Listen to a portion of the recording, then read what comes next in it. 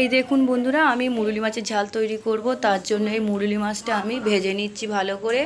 ভেজে নেওয়ার পরে ছোট ছোট টুকরো করে আলু কাটা আছে, পেঁয়াজ কাটা আছে, আদা রসুন বাটা আছে।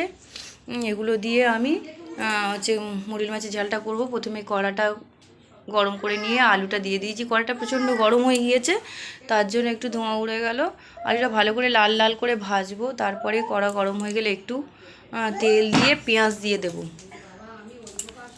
পেঁয়াজটা দিয়ে দিয়েছি। পেঁয়াজটা কষতে কষতে আমি আদা রসুন দিয়ে তার উপরে আলুগুলো ফেলে দিয়ে কষতে থাকলাম। পুরোটা দেখাবো না। তারপরে জল দিয়ে ঢাকা দিয়ে হয়ে গেলে মানে মাছটাও একসাথে আলুর সাথে ফুটবে, কারণ মাছটা সেদ্ধ হতে বেশি সময় লাগে।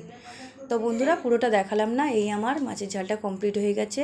যদি ভালো লেগে থাকে তো একটা করে লাইক করবেন, কমেন্ট করবেন, শেয়ার করবেন। নতুন বন্ধুরা অবশ্যই করে সাবস্ক্রাইব করবেন। শেষকালে একটু কিন্তু গরম মশলা ফেলে দেবেন। যারা গরম মশলা পছন্দ করেন না, দেবেন না।